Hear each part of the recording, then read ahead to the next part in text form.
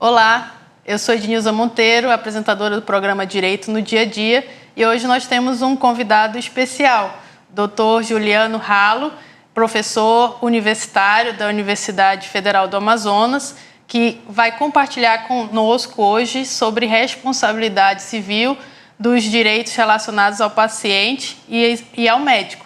Então, você tem muito a ganhar hoje e a compartilhar conosco nesse momento sobre experiências, sobre os direitos e deveres das partes, e vai ser um momento muito especial. Então, muito obrigado, Dr. Juliano Ralo, é um prazer ter você aqui, meu mestre, mentor, e que me encaminhou na docência, e é um prazer e uma alegria muito grande ter você aqui também no nosso programa Direito no Dia a Dia. A alegria é toda minha. Ednilza atendeu um convite de vir aqui falar sobre um tema que é muito caro para mim, sobre a responsabilidade civil na relação médico-paciente. Parabenizar a iniciativa do programa Direito no Dia a Dia, um programa que nasceu há pouco tempo, mas que tem uma missão muito bonita de descomplicar o direito para as pessoas que têm tanta necessidade de conhecer um pouco mais sobre esse mundo jurídico que a gente vive no nosso dia a dia. Então, parabenizando então, aqui a iniciativa da Igreja Batista Constantinopla por essa oportunidade. Da minha parte, eu estou aberto a perguntas porque o tema é muito caro, é um tema que eu acabei me especializando ao longo dos últimos anos e vamos desmistificar isso também para os nossos telespectadores. Muito bem. É um prazer, né, tê-lo aqui conosco. E aí a gente precisa iniciar, né, desmistificar essa parte da relação jurídica, as palavras difíceis de se entender. E para iniciar a questão da responsabilidade, que de fato seria responsabilidade civil, para depois falarmos do que seria responsabilidade civil no âmbito médico. Perfeito, excelente pergunta, né? Quando a gente fala na responsabilidade civil, ela é um ramo de um dos grandes, na verdade, ele é um sub-ramo de um dos grandes ramos do direito, que é o direito civil. A parte da responsabilidade civil estaria diretamente ligado à forma de uma compensação a uma vítima que sofreu algum tipo de dano, seja um dano patrimonial, um dano extrapatrimonial, um dano estético. As pessoas, como sofrem algum tipo de prejuízo, seja numa relação que a gente chama advinda de uma relação negocial contratual ou ainda extracontratual, um dano ocorrido por um evento de acaso do dia a dia, elas vão poder se socorrer do Poder Judiciário para buscar essa compensação pecuniária pelos prejuízos sofridos. E é importante dizer que também a relação jurídico-médico-paciente, né, quando nós temos aí um contato com um profissional da medicina, um profissional da saúde, eles também estão sujeitos a uma eventual responsabilização pelas suas condutas, tanto condutas omissivas como condutas ativas, tá? Então, a ação ou omissão praticada por um médico, um profissional da saúde, pode vir a ser questionada na justiça. Muito bem. E quando a gente fala de responsabilidade civil médico, quais seriam, na verdade, os deveres do profissional de saúde nessa relação médico, né, quanto ao seu paciente? Essa pergunta também é importante porque quando nós vamos falar de uma responsabilidade, né, a raiz do nome responsabilidade vem de responder, que significa, na verdade, uma forma de indenização ou de retornar ao status quo ante quando há uma violação, um dever jurídico pré-existente. Então, não há como se falar de responsabilidade se não falarmos de um dever anterior, né? Então, quando falamos na figura do médico, o médico tem diversos deveres de conduta enquanto profissional da medicina, né? Então, é importante que a gente entenda que o profissional da medicina, diferentemente de séculos atrás, que eles não tinham grandes responsabilidades, hoje eles acabam sendo responsáveis por uma série de atos que eles acabam produzindo a sua conduta. Então, quais são os grandes deveres do médico, né? O dever do médico, basicamente, estaria diretamente ligado a uma necessidade de fazer uma anamnese do paciente, ver um diagnóstico, verificar o prognóstico e propor um tratamento ao paciente em que o procura acometido de algum mal. Então, dentro desses deveres de conduta médica, é que podem surgir neste contato algum tipo de responsabilização. Então, quando a gente diz que ocorreu um erro médico, como que a gente vai definir, na verdade, as 3 palavrinhas, né? Negligência, imprudência e imperícia, né? Ocorreu um erro médico, mas de que tipo, né? Pois é, quando a gente fala no erro médico, tem até uma obra bem interessante de um colega, Wendell Lopes, contemporâneo também de universidade. Ele tem uma obra recém-lançada, editora Foco, sobre erro médico. E o que é interessante a gente falar é que o erro médico ele se subdivide, né, não só na negligência, imprudência e imperícia, como você falou, mas também em erro profissional, iatrogenia, entre outras questões. Então, quando a gente fala essas 3 modalidades, são formas de conduta que podem eventualmente trazer a responsabilização do profissional da medicina. Então, quando a gente fala em imprudência, significa dizer que o médico vai agir no paciente causando-lhe algum mal, é uma ação. Então, o médico, porventura, vai fazer uma operação de joelho e, por uma informação equivocada no momento da cirurgia, ele acaba operando outro joelho que deveria operar. Isso acaba gerando uma responsabilização. Quando a gente fala uma negligência, está diretamente ligada a uma omissão que foi praticada pelo médico durante o seu agir. Então, imagine que durante também um procedimento cirúrgico, o médico esquece uma gaze dentro do corpo do paciente. Quanto à imperícia, nós teremos um descuido quanto à técnica profissional ali estabelecida. Então, imagine que um profissional, o profissional de medicina tem, entre outros deveres, o dever de atualização, de estudo, e ele acaba utilizando uma técnica equivocada, uma técnica já não mais recomendada dentro daquilo que a gente chama da Lex Arts, né, a arte médica, e isso acaba causando um mal ao paciente ou até agravando o mal que ele tem. Então, nesses quesitos, nós teríamos aí a possibilidade de se falar numa responsabilização civil, tá? Inclusive ao profissional de medicina. Mas o profissional da medicina também ele pode agir num erro profissional. O erro profissional, na verdade, é quando ele usa a técnica correta, mas uma eventual execução errada, tá? E isso acaba também trazendo algum tipo de dano ao paciente. E há também de se falar na iatrogenia, que é quando o agir médico agrava o mal ou acaba até impedindo que se busque uma outra solução ao paciente. Todas essas modalidades, né, a gente chama erro médico, acabam gerando uma possibilidade de questionamento da conduta médica no Poder Judiciário, em especial, né, quando ocorre aí um dano, uma lesão corporal ou até eventualmente a morte do paciente. Sim.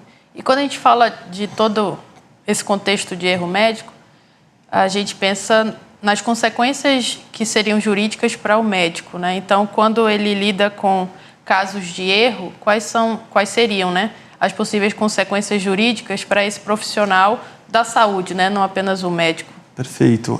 Quando nós falamos em uma responsabilização, a gente está aqui para falar mais sobre uma responsabilização civil, mas isso não retira uma eventual responsabilização penal e até eventual responsabilização administrativa junto ao órgão de classe, tá? Então, se eventualmente o médico agiu fora das atribuições a ele devidas do Código de Ética Médica, você pode questionar a conduta do médico junto ao Conselho Regional de Medicina, que compete a fiscalizar a conduta médica dentro do seu próprio estado. Eventual ação médica ou omissão também pode gerar alguma responsabilização penal. Quando falamos, por exemplo, uma lesão corporal, falamos, por exemplo, em homicídio, tá? Nessas hipóteses, você também poderia falar que o médico seria objeto de alguma denúncia por parte do Ministério Público. Aqui o que nos cabe mais, como o tema aqui de hoje, é falar sobre uma responsabilização civil, né? De praxe, a gente pode falar que um paciente que sofreu algum tipo de dano por um profissional da saúde, ele vai poder pedir eventualmente uma compensação pecuniária, né? Aquilo que a gente chama uma responsabilização que vai acarretar danos materiais, vai poder pedir também eventual danos morais, né? Que seria uma lesão à personalidade do paciente. Isso poderia gerar aí essa compensação pecuniária também, e pode gerar ainda eventualmente um dano estético, a depender se a gente fala lá de uma conduta médica que traria por exemplo, decorrente de uma cirurgia plástica, né? Isso poderia gerar alguma lesão morfológica ao paciente, um tema que é muito caro, inclusive. Sim. E isso pode gerar também uma eventual compensação no Poder Judiciário. Tá? Só para esclarecer, né, quem está nos ouvindo a respeito do direito médico, a gente tem uma expressão no direito que nós temos a obrigação de meio e a obrigação de resultado. Então, quando a gente fala de obrigação de meio e de obrigação de resultado, na esfera médica, como é que você explicaria isso? É uma excelente pergunta. Estudiosos mais aprofundados no tema hoje têm questionado, inclusive, a permanência da obrigação de meio e resultado no ordenamento jurídico, porque isso aí serviu muito bem no século passado para resolver problemas da França. Isso foi trazido para o Brasil, continua sendo muito utilizado hoje na área do direito das obrigações, mas em especial também no estudo do direito médico. O que seria obrigação de meio e o que seria obrigação de resultado, né? E aplicando isso à conduta médica, né? A obrigação de meio significa dizer que o profissional da medicina vai unir todos os seus esforços e conhecimentos técnicos para obter o melhor resultado possível ao paciente, mas não se responsabilizando por ele. Então, para pegar um exemplo comum do dia a dia, se um paciente chega cardiopata, né, numa emergência de um hospital, dizendo que está passando mal, que está desfalecendo, que tem algum problema do coração, e o médico entende numa anamnese ali na hora que justamente há uma necessidade ali de uma cirurgia imediata, o médico vai utilizar todo o seu conhecimento, todo o seu saber para salvar a vida daquele paciente, mas não vai se responsabilizar caso haja algum tipo de dano, lesão ou até eventualmente o falecimento daquele paciente. Afinal de contas, este é um exemplo de obrigação de meio. Quando falamos de uma obrigação de resultado, ao contrário, o médico ele tem que usar todo o seu conhecimento e técnica para obter aquele resultado pretendido e esperado pelo paciente. Então, vamos falar numa cirurgia estética embelezadora, tá? Que é um caso mais comum que nós encontramos na jurisprudência de obrigação de resultado. Nessa hipótese, se uma paciente bem de saúde procura um médico para resolver um problema estético que ela visualiza, conserto no nariz, a colocação de alguma prótese, etc., ela está bem de saúde. Ela vai procurar um médico esperando que aquele determinada cirurgia, aquele determinado tratamento vai trazer aquele resultado. E que, se eventualmente aquele resultado não for obtido, aí o médico pode ser responsabilizado pelo não alcance daquele objetivo estabelecido. Tá? Então, é o exemplo clássico mesmo de uma cirurgia estética embelezadora. Se não obteve aquela satisfação do paciente, isso pode gerar alguma responsabilização. Claro, existem fatores alheios à vontade do médico, como, por exemplo, a evolução de uma cicatriz no paciente que pode questionar isso, mas como regra tem se adotado uma obrigação de resultado. Então, mesmo tendo a obrigação de meio, né, que ele coloca todos os esforços para resolver, né, para chegar ao resultado, e a obrigação de resultado, que a gente fala muito da questão estética, o médico ele pode, de algum modo, se eximir dessa responsabilidade, mesmo que ocorra o erro médico?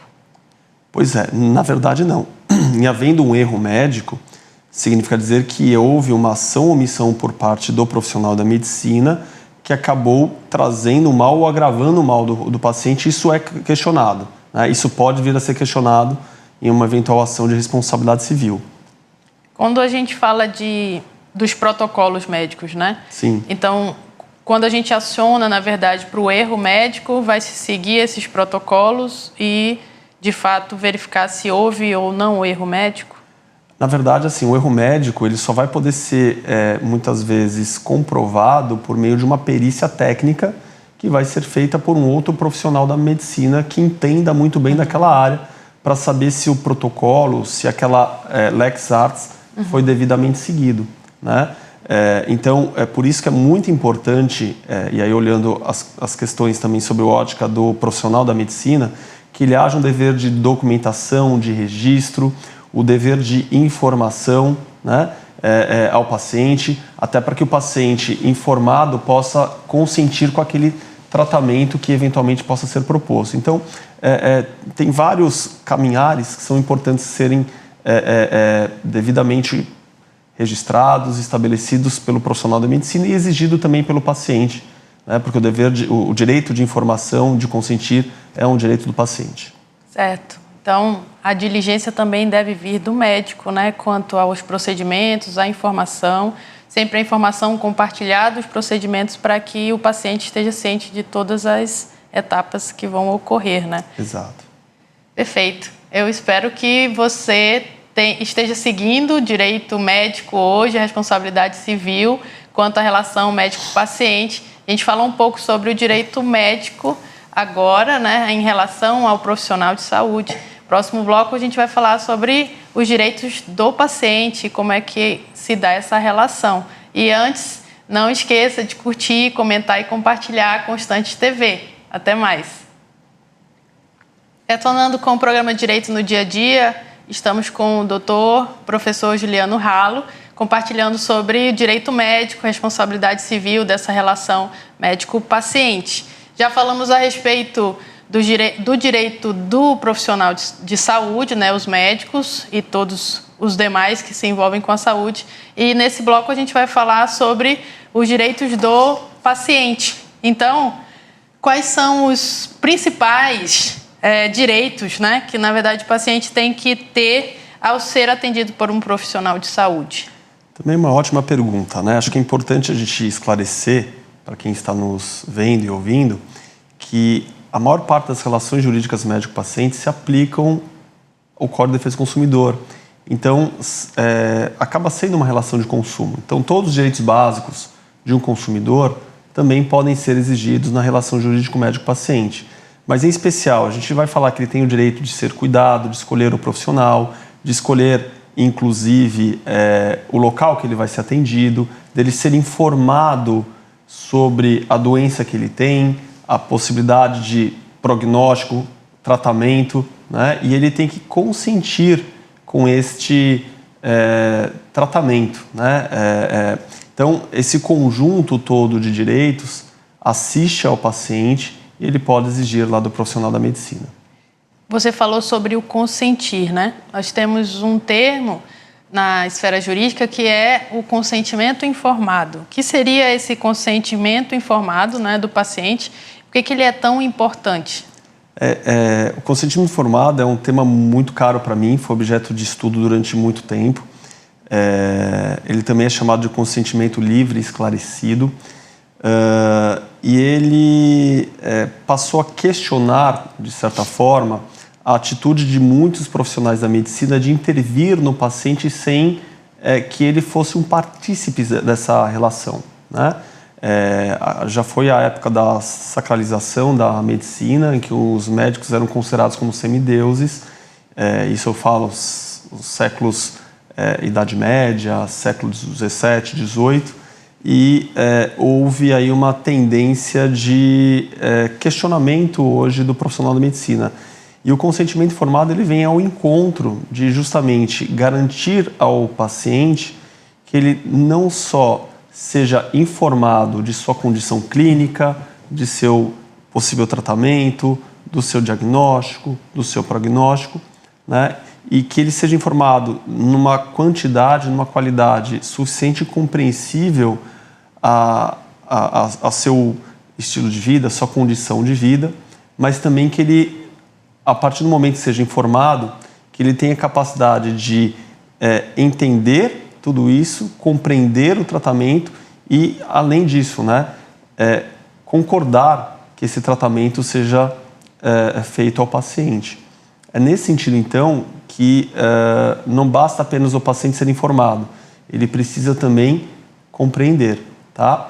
A ideia da compreensão significa dizer que o médico, depois de passar pelo processo informativo, que é um processo continuado no tempo, não é uma relação estanque, única, que às vezes é substituído por um documento pré-redigido por um hospital, por um médico, mas não, trazer informações suficientes para o paciente compreenda, tenha uma possibilidade, um espaço para diálogo, né, para que depois ele possa consentir. Né? E essa ideia do consentimento é ele compreender, desejar e autodeliberar-se de acordo com esta compreensão que ele tenha, para que ele possa decidir sobre o que pretende fazer aquele tratamento. Inclusive, assiste o direito ao paciente dele recusar algum tipo de tratamento ou até mesmo, dentro dos direitos do paciente, buscar uma outra opinião sobre o estado de saúde que ele tenha. Perfeito. Quando a gente fala do direito, né, do paciente, a gente lembra dos direitos da personalidade, que justamente não é obrigado, né, a lidar com aquele procedimento médico se assim não for da sua vontade. Né? Sim. Então, o termo consentimento informado não é apenas um papel em que se redige e você assina. É isto? Isso.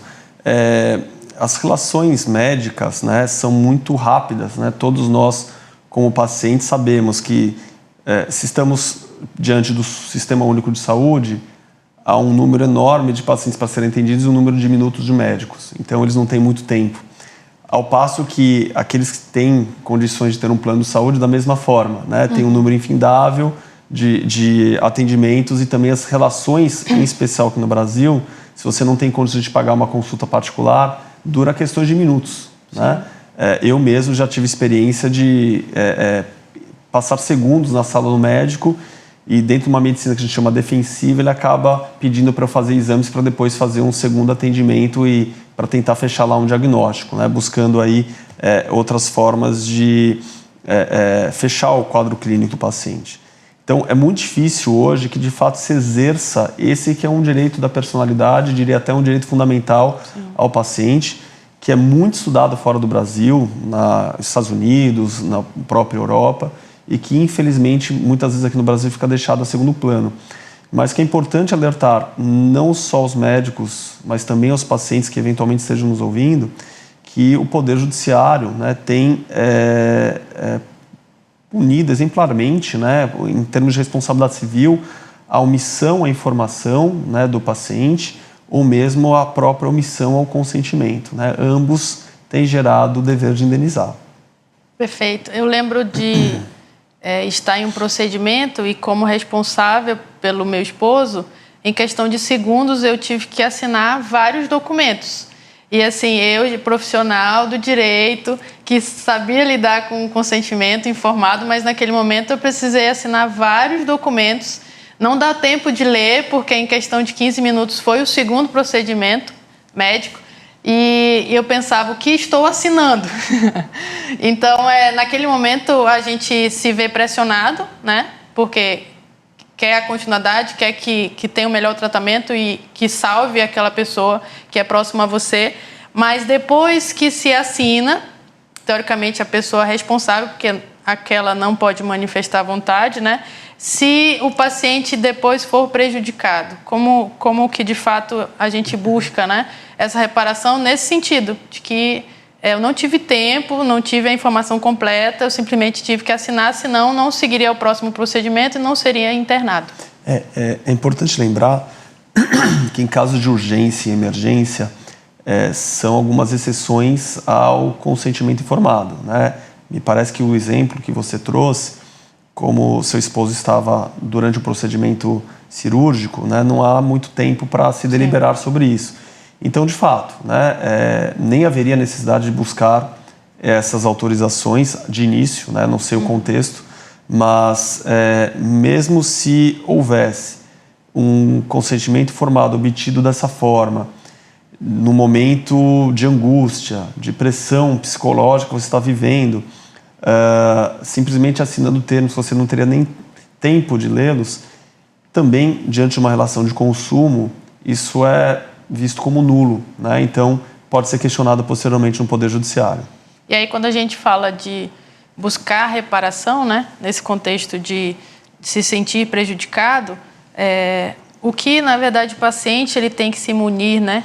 Quais são as provas, os documentos? A gente já pensando em quem está nos ouvindo, né? Quem está nos assistindo, como que ele pode lidar com essa situação, seja o familiar, né, na ocorrência de um possível falecimento pelo erro médico, ou esse procedimento que ainda consta e deixou debilitado ou até um dano estético, que de fato a gente pode orientar como documentos e provas a se levar para uma possível ação, ou se ela seria de fato viável. Sim.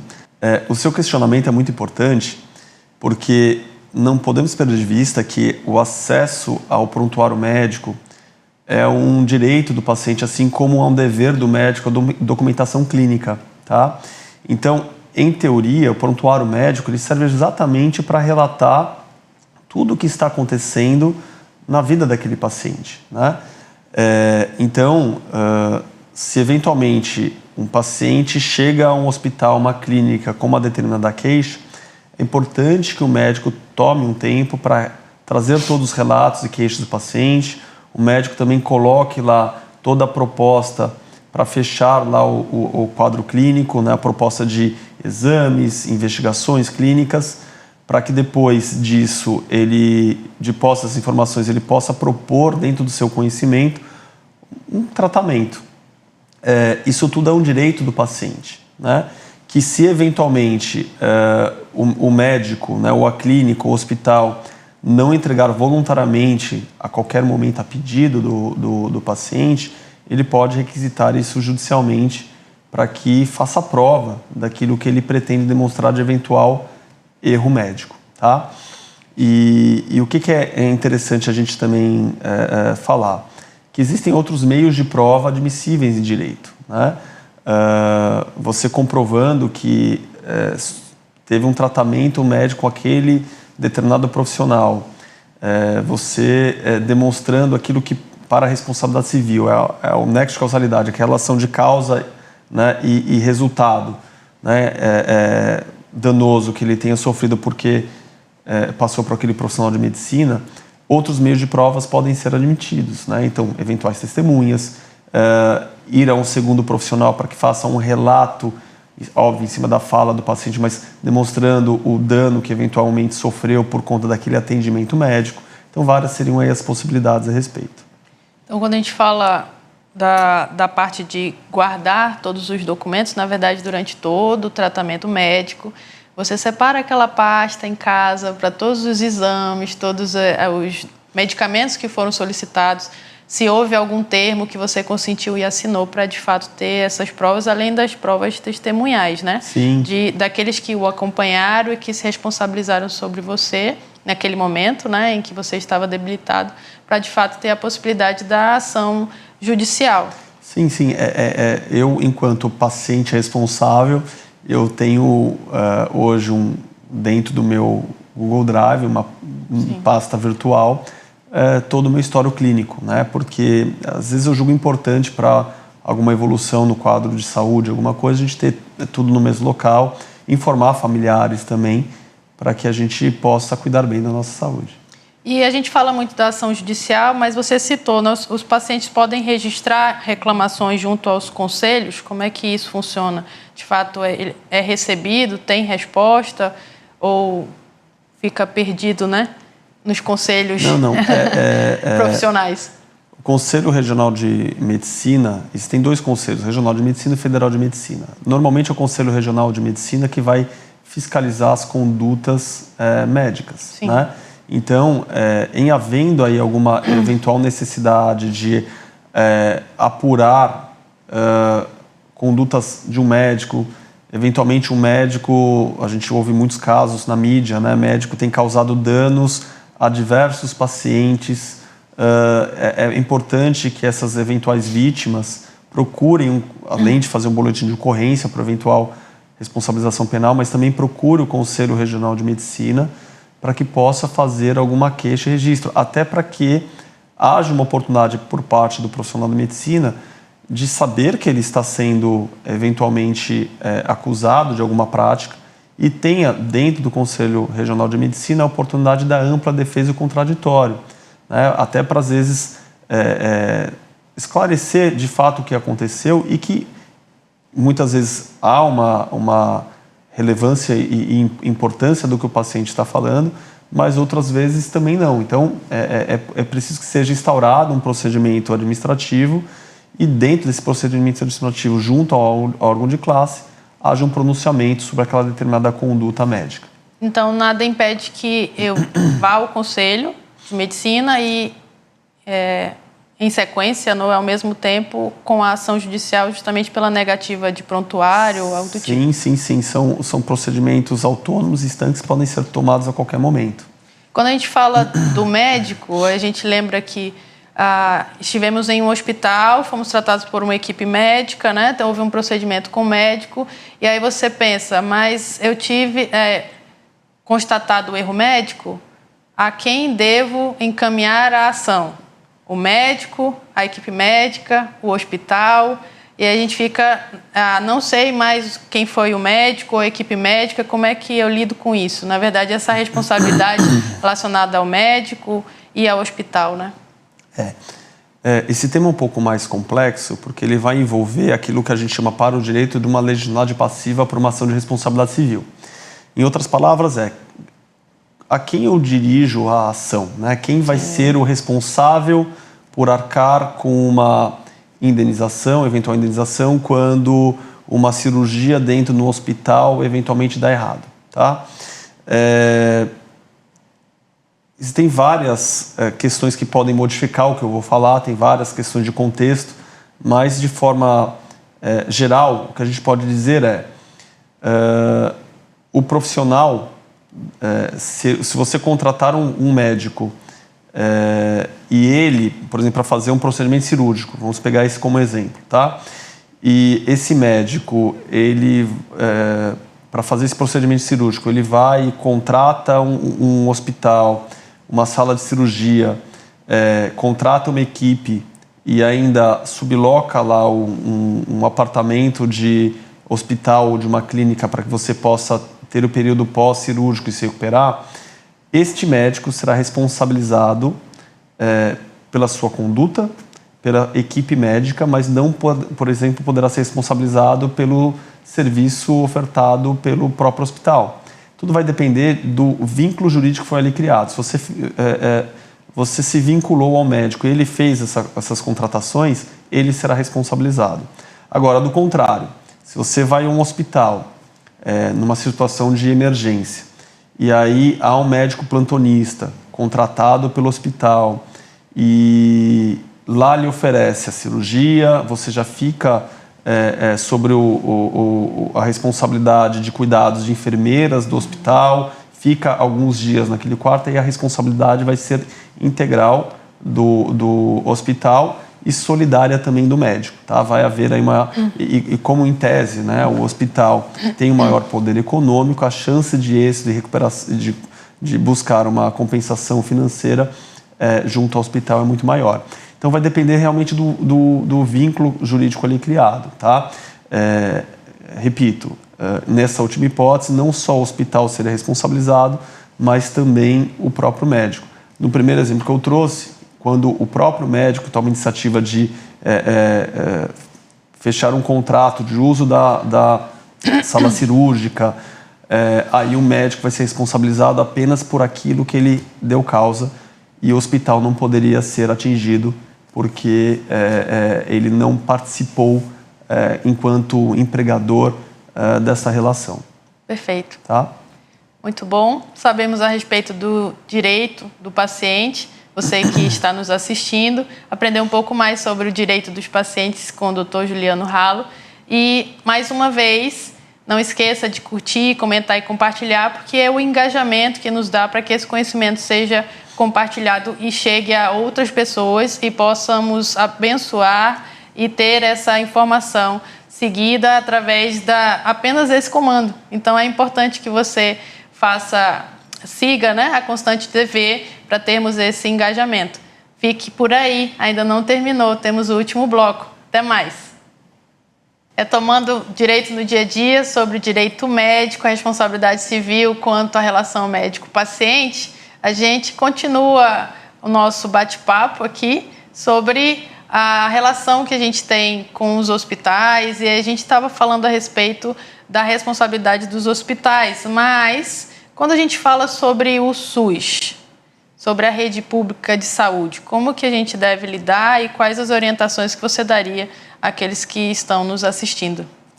Os direitos do paciente e deveres médicos são os mesmos da rede privada.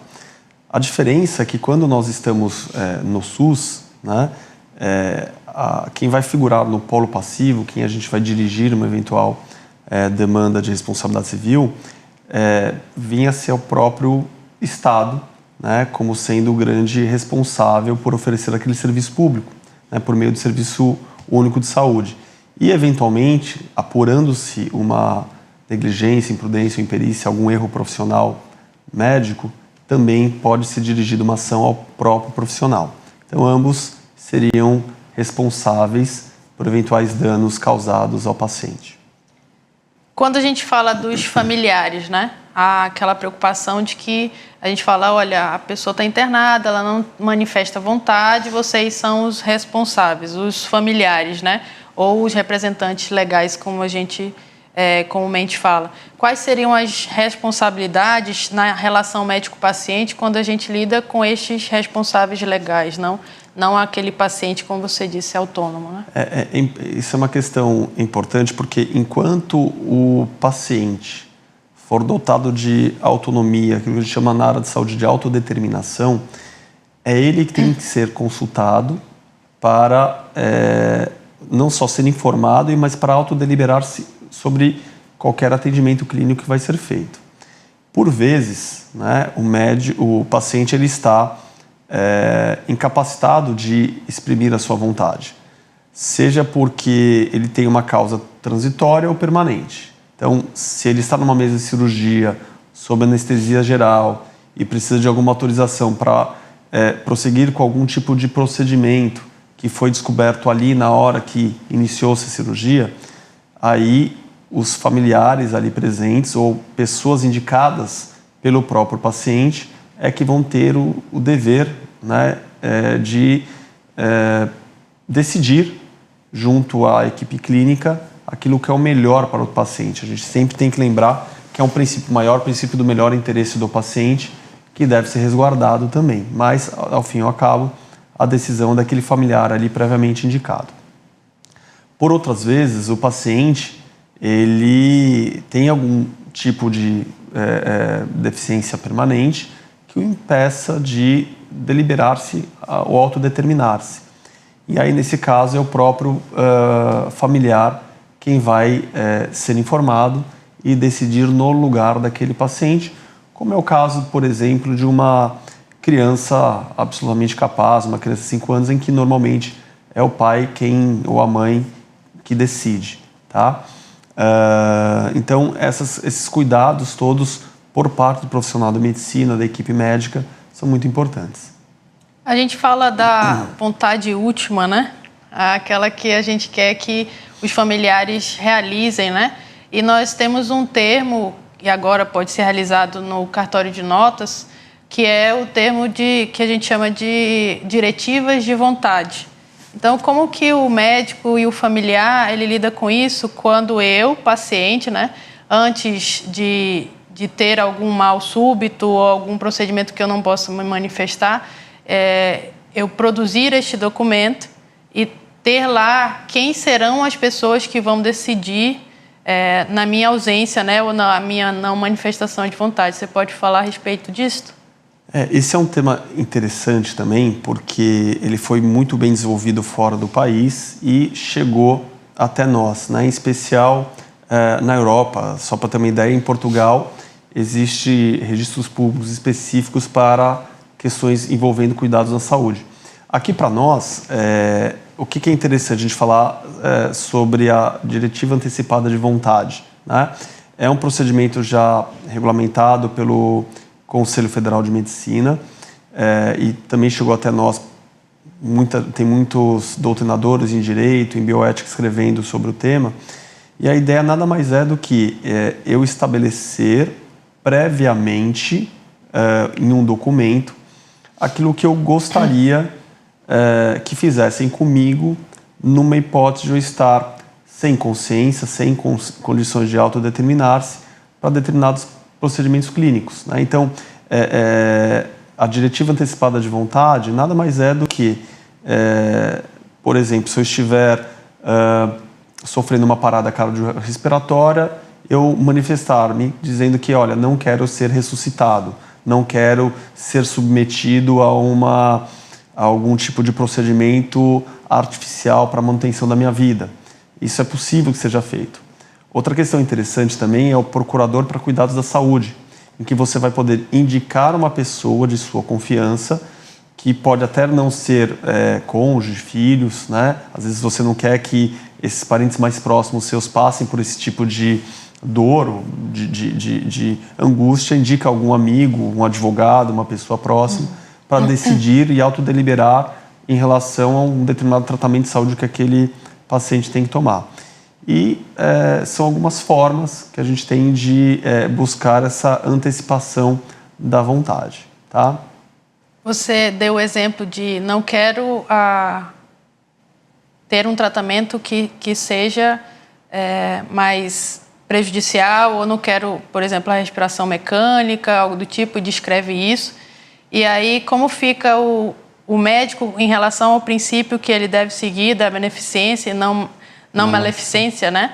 Quando ele tem que preservar e tem que dar o melhor para que o paciente continue, né, com vida. Ele vai entrar em conflito com esse documento? Na verdade, os dois princípios que você nos trouxe, né, são princípios diretamente ligados à bioética médica, né? E sim, o médico tem que preservar a autonomia, o médico tem que buscar não agravar o mal, o médico tem que procurar promover o bem-estar da saúde do paciente. É um resumo dos dois princípios que você acabou de falar. Só que o princípio da autonomia, da autodeterminação, ele acaba tendo uma preponderância muito grande na medida em que, voltando ao tema do primeiro bloco, né, haja um consentimento informado do paciente, né? Então, se houve uma deliberação do paciente em indicar um procurador de cuidado de saúde, uma diretiva antecipada, a vontade desse paciente, numa autodeterminação dele, deveria prevalecer, tá? E, claro, o médico, ele tem o dever de aconselhar os familiares, em um contexto como esse, para aquilo que seria o melhor a ser feito por paciente, né? E aí, juntos, eles podem entrar ali em um acordo, tá?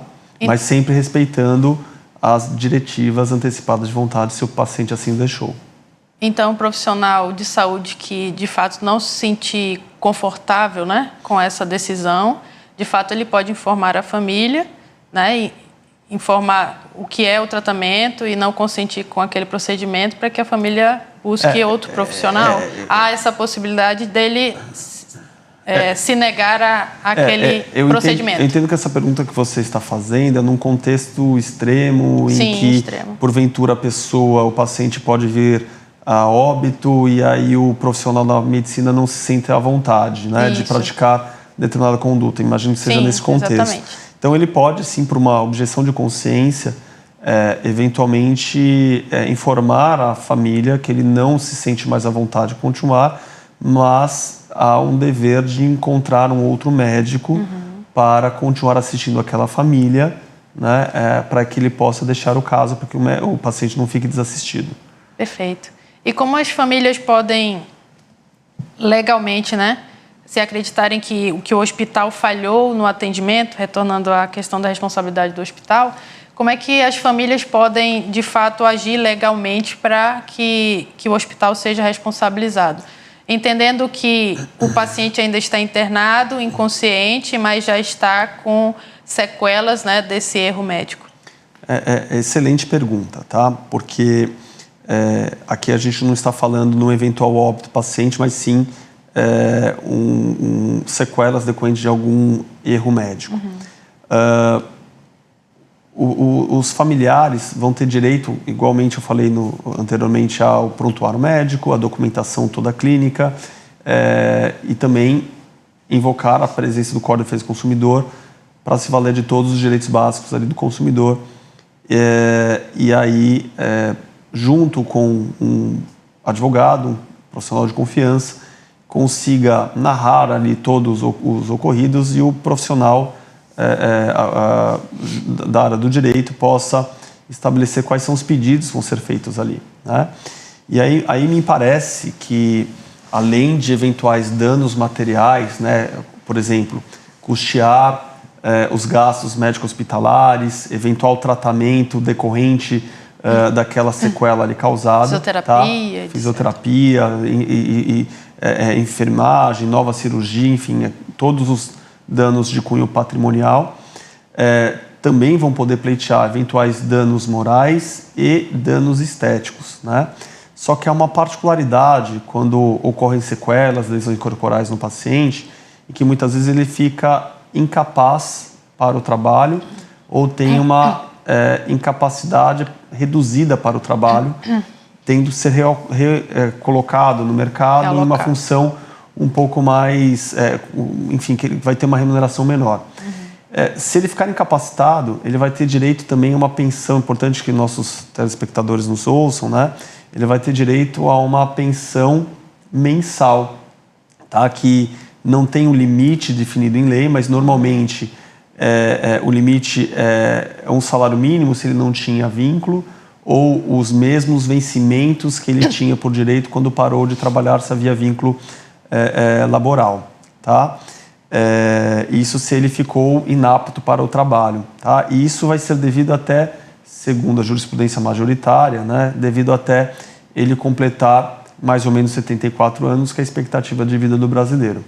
Se, porventura, ele continua tendo capacidade laboral depois de todos os tratamentos feitos, mas vai ser realocado numa função em que ele ganha menos, essa diferença salarial em relação à função que ele vinha exercendo enquanto bem de saúde também pode ser eventualmente cobrada, tá? Então, isso é importante também que se diga, porque é um direito garantido dentro do próprio Código Civil ao paciente. Então, essa pensão, na verdade, da incapacidade, ela também pode ser requerida se vir a falecer, e este que faleceu, né? Ele era, como a gente chama, arrimo de família, né? Era que sustentava a família e filhos? Isso, exatamente. Se houve o óbito, né? E este paciente era responsável pela manutenção do lar, manutenção financeira do lar, os familiares igualmente vão poder pedir uma pensão, né, aí na proporção de 2/3 do rendimento que ele deixou ou 2/3 do salário mínimo, porque entende-se na jurisprudência que aquele 1/3 faltante seria o que ele custearia a própria vida, tá, utilizaria para custeio da própria vida, mas igualmente seria devido até os filhos, enquanto menores, se houver, completar a idade de mais ou menos 24, 25 anos, que é quando eles atingem a idade adulta, eventual profissão, e podem iniciar o próprio nicho, um novo núcleo familiar deles. E para a cônjuge ou cônjuge sobrevivente, até também completar mais ou menos 74 anos, decorrente aí da expectativa de vida deles, tá? Então, são direitos garantidos e já estabelecidos pela própria jurisprudência brasileira. Muito bom. Você que está nos assistindo, a importância, né, de saber dos seus direitos e saber o que pedir, como pedir e a importância que se dá, né, a todas as provas e testemunhos para que, de fato, seja comprovado e você tenha a reparação desse erro médico. Quando a gente fala dos hospitais, eles podem ser responsabilizados pela falha na administração de medicamentos ou no resultado de exames clínicos, né, ou de imagem? É importante dizer que os hospitais, quando eles oferecem uma espécie de hospedagem até a recuperação do paciente, são responsáveis por todos os serviços ali ofertados, né? Desde alimentação, acomodação do paciente, acompanhamento de enfermeiras, né? E, como você falou, administração de medicamentos. Se houver alguma falha, algum tipo desse serviço, o hospital também pode vir a ser responsabilizado. Quais as orientações que você poderia dar aos profissionais de saúde, assim como os pacientes, para evitar esses conflitos e que a relação se torne saudável, né, como profissionais? Eu acho, como tudo na vida, uma boa comunicação é essencial, né? Na relação médico-paciente isso não poderia ser diferente. Então, é muito importante que o médico reserve um tempo para se dedicar a esclarecer muito bem o paciente sobre o estado de saúde, o prognóstico, quais as opções que ele tem de tratamento, e inclusive informe ao paciente, né, dentro do próprio dever dele de informação, esclarecimento, os riscos e os benefícios, né, até para que ele possa depois consentir.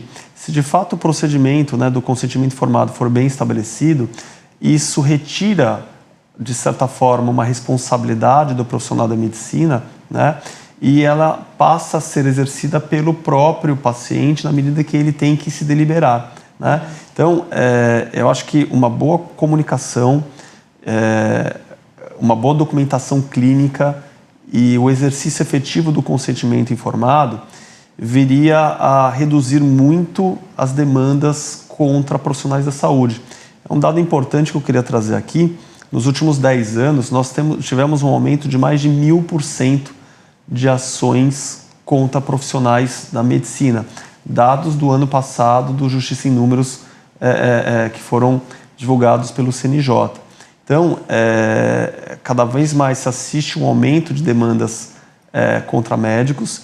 E sim, é muito importante que também os profissionais da medicina, e é algo relevante ser dito, que eles procurem estar junto com advogados, com especialistas na área de direito médico, para que possam, de forma preventiva, auxiliá-los para evitar aí se protegerem em relação a demandas médicas, né? A gente tem visto também muitos profissionais da medicina, por exemplo, a depender do tipo de procedimento, intervenção clínica, fazendo seguros para que, eventualmente, se algo der errado, possa custear a eventual indenização, né, e tratamento que tenha a ser refeito ao paciente.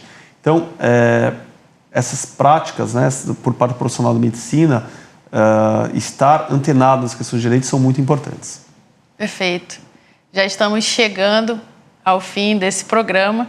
Eu gostaria de compartilhar, antes de terminarmos, uma porção bíblica que se encontra em Provérbios 2, de 6 a 8, e que nos ensina: porque o Senhor dá a sabedoria, da sua boca procedem o conhecimento e o entendimento. Ele reserva a verdadeira sabedoria para os retos, escudo é para os que caminham na sinceridade, guarda as veredas do juízo e preserva o caminho dos seus santos. Esse versículo ele nos lembra da sabedoria e o discernimento que vem de Deus e que devemos, assim, agir com retidão e integridade em todas as nossas relações, buscando a justiça e cuidando do próximo. Então, quando a gente encara nossas atividades diárias dessa forma, seja na área médica ou em qualquer outro campo, a gente reflete o amor de Deus também cuidando do próximo. Então, a transparência e a verdade que a gente transfere ao outro é importante na relação médico-paciente, que a gente discutiu hoje, e são valores que honram tanto as leis humanas quanto os princípios divinos. Então, convido você a refletir, depois de toda essa informação, como a gente pode aplicar essa sabedoria divina em nossas vidas profissionais e pessoais, para que as nossas ações reflitam justamente a justiça e o amor ao próximo. Então, agradeço imensamente a presença do Dr. Juliano Hallo.